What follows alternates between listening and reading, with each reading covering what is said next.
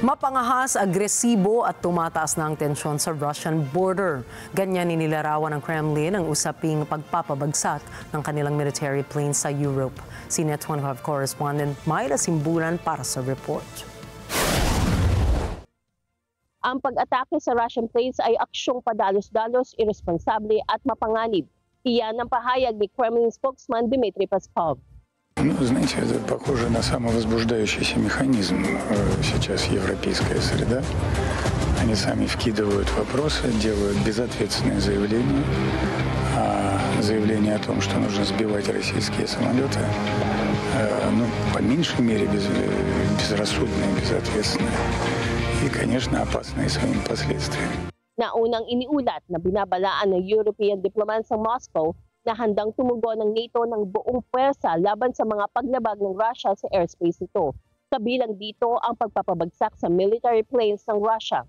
Muling itinanggi ni Peskov na nanghihimasok ang fighter planes nila sa Estonian airspace.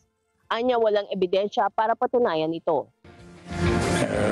Мы слышали пикировку, когда обвиняли наши самолеты в том, что, дескать, они вторглись в воздушное пространство Эстонии.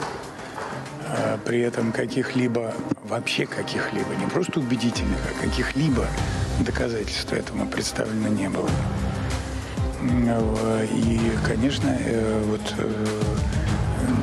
на фоне такого безрассудства выступления с такими агрессивными заявлениями, это еще один очень существенный виток эскалации напряженности вблизи наших границ. Matatandaang pinakusuhan ng Estonia ang Russia ng pagpapalipad ng 3 fighter jets nito sa Estonian airspace nang walang permiso. Nanatili ito doon ng 12 minuto ayon sa Estonia.